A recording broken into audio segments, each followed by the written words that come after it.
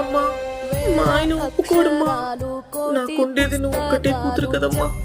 నువ్వే కాదంటే నేను ఎక్కడికి వెళ్ళాలి చెప్పు. వాడు పని పాట లేకుండా తిరగతా ఉంటాడు. వాడిని పెళ్లి చేసుకుని నువ్వేం బాగుపడతావే? ఇద్దరు వెళ్ళి ఎక్కడన్నా అడగ తినండి. నేను చెప్పింది జరుగుతుందా లేదా చూడు.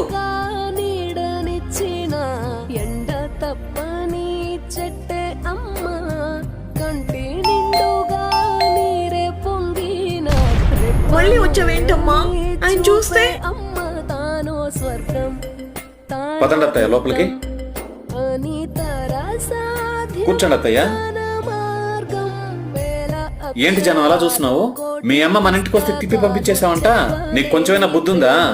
మీ అమ్మకు ఉండేది నువ్వు ఒకే ఒక కూతురువి. నువ్వే కాదంటే ఆమెను ఎవరు చూసుకుంటారు చెప్పు? ఫస్ట్ వెళ్ళి మీ అమ్మకి అన్నం పెట్టు. ఆమె ఎప్పుడు తినిందో ఏమో.